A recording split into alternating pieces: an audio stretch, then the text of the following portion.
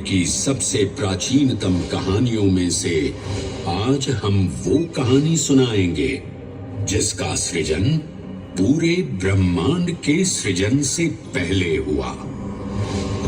तब न देव थे, न असुर, न जीव था, न जंतु, न जल था, न अग्नि, न वायु, न भूमि। समष्टि के शून्य में विराजती एक शक्ति, कालातीत और कालों के नियंता।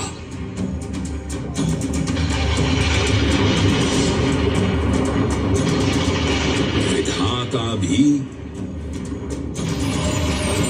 और विध्वंसक भी, अखंड, अचल, अविनाशी।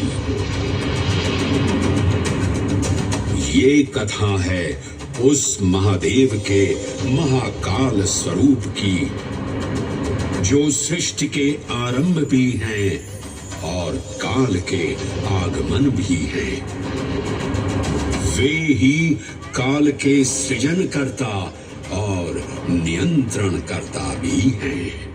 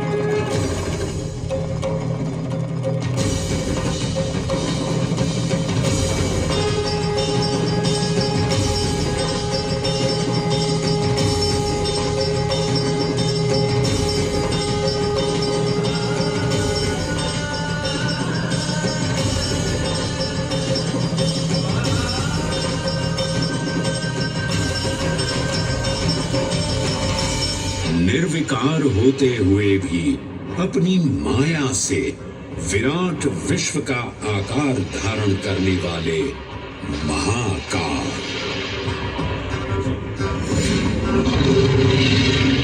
मेरुगिरी को धनुष और भगवान विष्णु को बाण बना दैत्यों के 3 पुरों का नाश करने वाले महाकाल।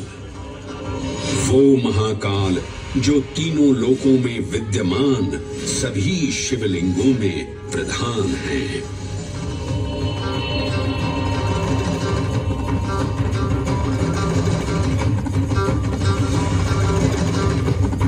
वो महाकाल जिनके त्रिशूल की तीनों नोकों से काम, क्रोध और लोभ पर नियंत्रण होता है, जिनके मस्तिष्क पर चंद्र शीतलता का प्रतीक है और जिनकी सवारी नंदी के 4 चरण सत्य, दया, दान और तप का चिन्ह है।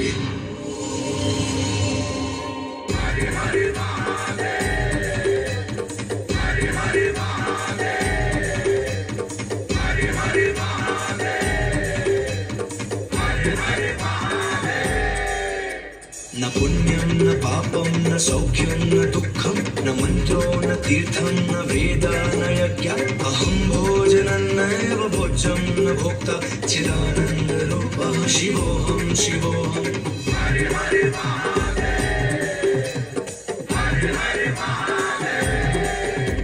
अहं निर्विकल्पो निराकाररूपो विभुत्वान् च सर्वत्र सर्वेन्द्रियाणां न चासङ्गतं नैव मुक्तेन मे चिदानन्दरूपः शिवोऽहं शिवोऽहं चिदानन्द चिदानन्दरूपः शिवोऽहं शिवोऽहं चिदानन्दरूपः शिवोऽहं शिवोऽहं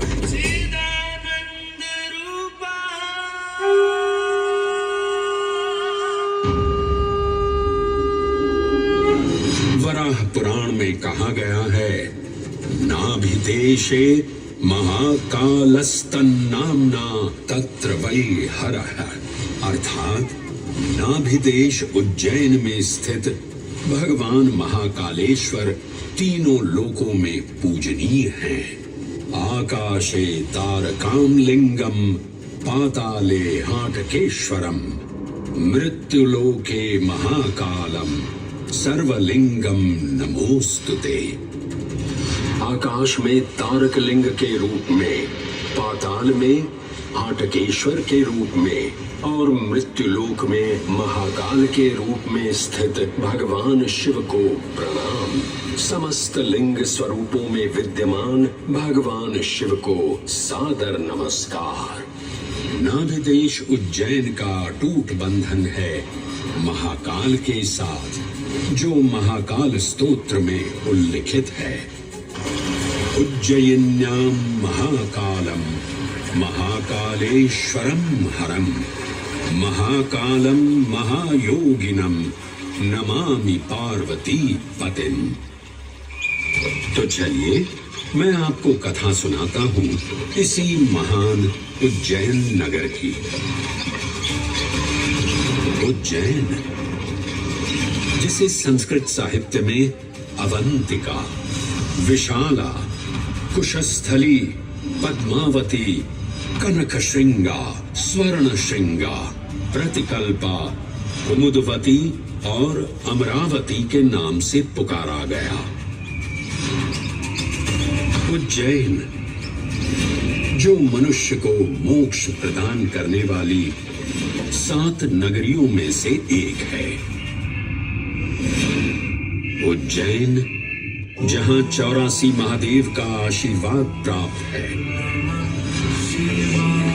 उज्जैन, जिस पर सदा ही कृपा रहती है महाकाल की। यहाँ सतत क्षिप्रा नदी की निर्मल धारा बहती है।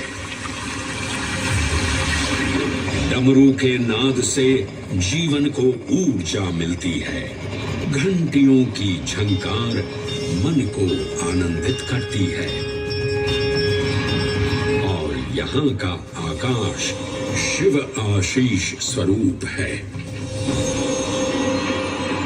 श्मशान ऊषर क्षेत्र पीठम तू मनमेव च पंचकत्र न लभ्यते महाकाल पुरद्दते।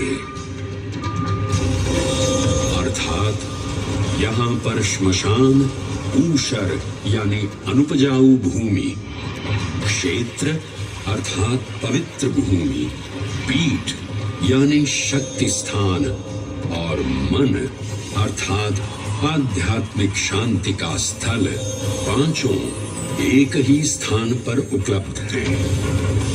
ये संयोग महाकाल की नगरी उज्जैन की महिमा को और गरिमामय बना देता है। उज्जैन के इस अलौकिक स्वरूप से प्रभावित हो महाकवि कालिदास अपने काव्य मेघदूत में लिखते हैं, हे जलधर, यदि महाकाल के मंदिर में समय से पहले तुम पहुंच जाओ तो तब तक वहां ठहर जाना जब तक सूर्य आंख से ओझल न हो जाए। शिव की संध्याकालीन आरती के समय नगाड़े जैसी मधुर ध्वनि करते हुए तुम्हें अपने धीर गंभीर गर्जनों का पूरा फल प्राप्त होगा।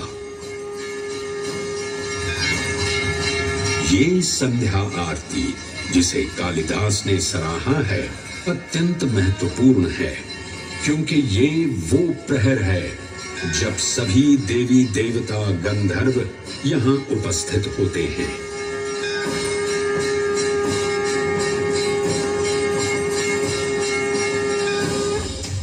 उज्जैन की महिमा अद्वितीय है। सतयुग, त्रेता युग द्वापर युग और कलयुग, हर युग में इसका अप्रतिम महत्व रहा है। इस काल यात्रा में सबसे पहले आपको सतयुग के उस कालखंड में ले चलता हूं जहां देव और दानव एकत्रित हैं समुद्र मंथन करने के लिए। मन की आंखों से कल्पना कीजिए, भगवान विष्णु ने कूर्म का रूप ले मंदरांचल पर्वत को अपनी पीठ पर उठा रखा है। सागर से विकराल लहरें उठ रही हैं, मेघ भयानक गर्जना कर रहे हैं। देव और दानव वासुकी सर्प को नेति बना और मंदार पर्वत को मथनी बना सागर को मथ रहे हैं कि तभी जल का पाप कालकूट विष निकलता है और पूरी सृष्टि को अपने ताप से झुलसाने लगता है। इस भयावह स्थिति ने देवताओं और असुरों के बीच हाहाकार मचा दिया। ये कैसा अनर्थ है? लक्ष्य था अमृतत्व का, पर अब मृत्यु की विकराल छवि हमारी आंखों के समक्ष मंडरा रही है। इस भयंकर संकट से केवल वही उद्धारकर्ता मुक्ति दिला सकते हैं जो समस्त विश्व के परम संरक्षक हैं। तभी सब महादेव की शरण में जाते हैं और पुकार लगाते हैं, ओम नमो भगवते रुद्राय। और फिर तुष्टा महादेव भक्तों की गुहार सुनते हैं, कैलाश से उतरते हैं, विष को अपनी अंजुलि में भर अपने कंठ में धारण करते हैं।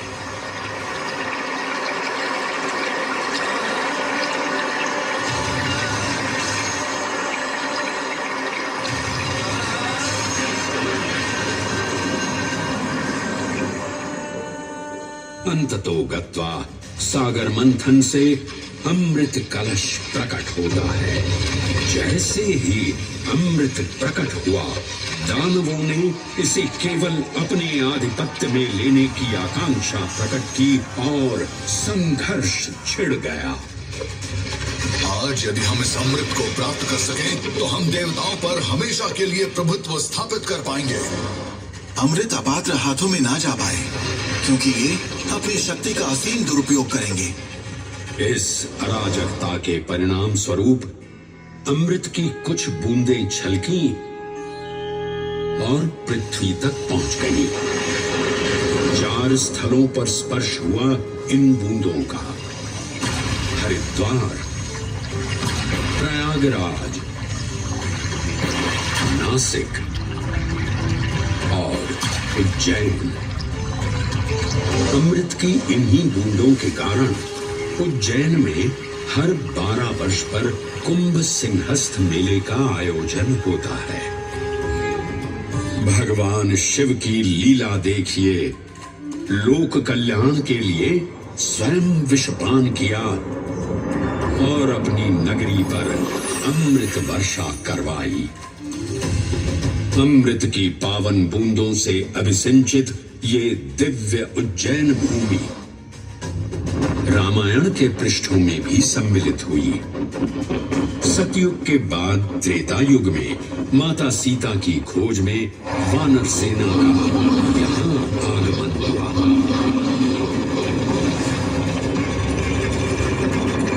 समय की इस यात्रा के माध्यम से अब प्रवेश करते हैं वाल्मीकि रामायण के किष्किंधा कांड में। जब वानर राजा सुग्रीव अपने यूथपतियों से सभी प्रमुख स्थानों पर जाने के लिए कहते हैं और उन्हें अवंती नगर यानी उज्जैन जाने का आदेश भी देते हैं। मेखला उत्कल के क्षेत्र, दशर्न के नगर, आभ्रवंती, अवंती और और विदर्भ के राज्य, साथ ही माहिष्का के आकर्षक राज्य में भी पूरी तरह से खोजना होगा। एक युग भगवान विष्णु के राम अवतार से संपृक्त और अगला युग उन्हीं के एक और दिव्य अवतार से समरस होना, ये अद्वितीय संगम केवल उज्जैन में ही संभव था। परंतु एक क्षण ठहरिए और ध्यान से सुनिए। ये हैं महाकाल के 1008 दिव्य नाम। हाँ, मैंने काल चक्र को परिवर्तित कर दिया है और अब द्वापर युग का शुभारंभ हो चुका है। विस्मय पूर्ण हो जाएंगे ये जानकर कि महाकाल के इन नामों को स्वयं भगवान श्री कृष्ण ने रचकर पिरोया था। महाकाल सहस्र नामावली की ये अद्भुत रचना उस समय की है जब योगेश्वर कृष्ण, उनके मित्र सुदामा और शेषावतार बलराम ने अवंती नगरी में स्थित सांदीपनी ऋषि के आश्रम में वेदांत दर्शन और शस्त्र विद्या की शिक्षा ग्रहण की थी।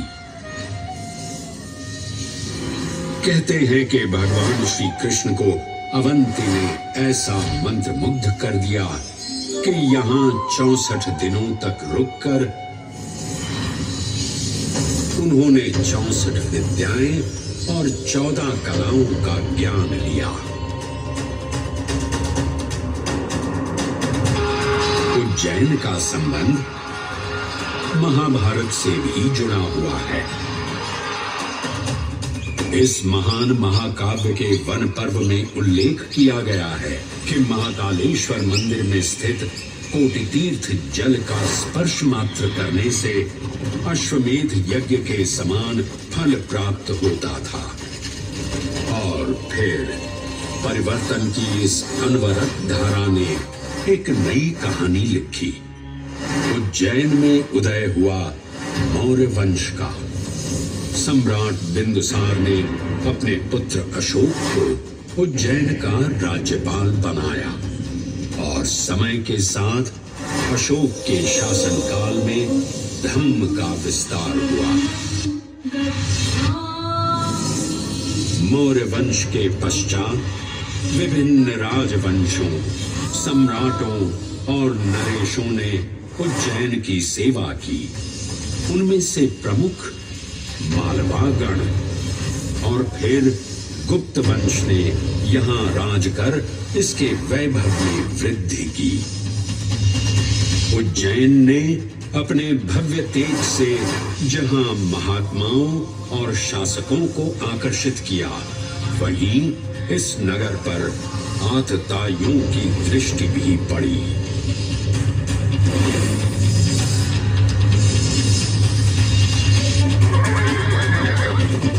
शक मध्य एशिया की खानाबदोश जनजाति थी, जिन्होंने उत्तर पश्चिमी और मध्य भारत के कुछ हिस्सों पर आक्रमण कर अपना शासन स्थापित किया।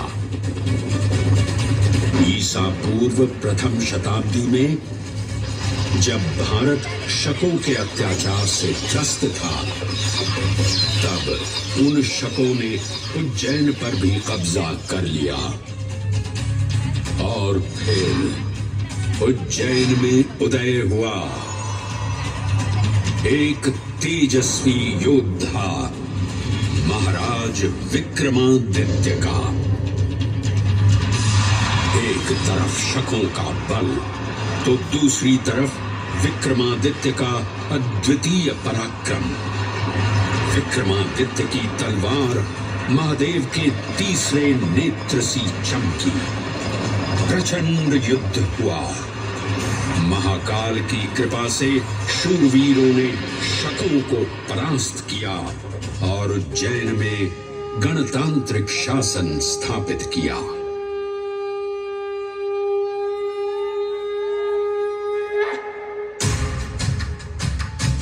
इन्हीं महाबली विक्रमादित्य की राज्यसभा महाकाल मंदिर में ही प्रतिष्ठापित थी। आज भी इस मंदिर की घंटियों में विक्रमादित्य की वीरता और शौर्य की प्रतिध्वनि गुंजायमान होती है।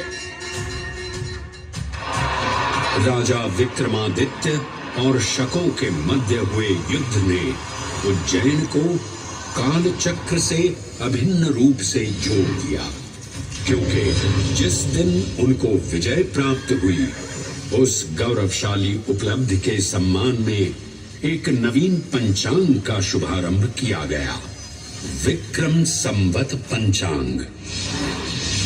आज भी कई हिंदू पर्व और धार्मिक अनुष्ठान विक्रम संवत पर आधारित हैं।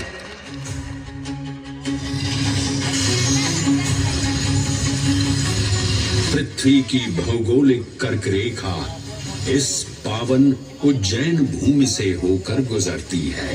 लगभग 300 वर्ष पूर्व उज्जैन विश्व समय का प्रमुख संदर्भ बिंदु था। यही कारण है कि उज्जैन की वेदशाला में वराहमिहिर, आदित्य दास, ब्रह्मगुप्त, आर्यभट्ट और भास्कराचार्य जैसे महान विद्वान अनुसंधान और अध्ययन में तल्लीन रहते थे। खगोल शास्त्र का केंद्र, महाकालेश्वर का आवास, जगत गुरु कृष्ण की नगरी, विक्रमादित्य का राज। जयति जय उज्जयिनी, वैभवशालिनी नगरी उज्जैन।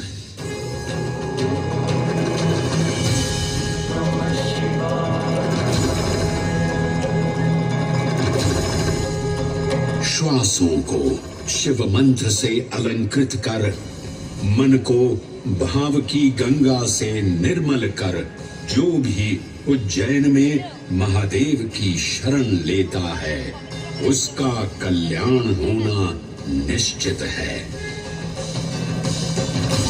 आज सुनी सबने गाथा महाकाल की, दर्शन जिनके दुर्लभ हैं, नमन करे जिन्हें काल भी, चरण में जिनके है बसा। ये समस्त संसार कभी नहीं देखा होगा धरती पर ऐसा चमत्कार।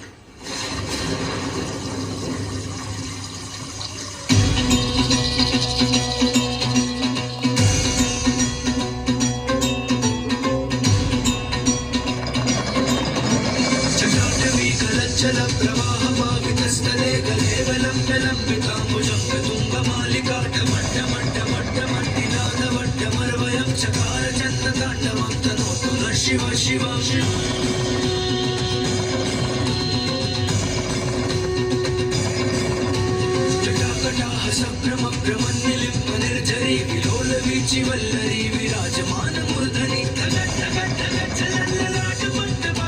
किशोर चंद्रशेखर प्रदीक्षणम्।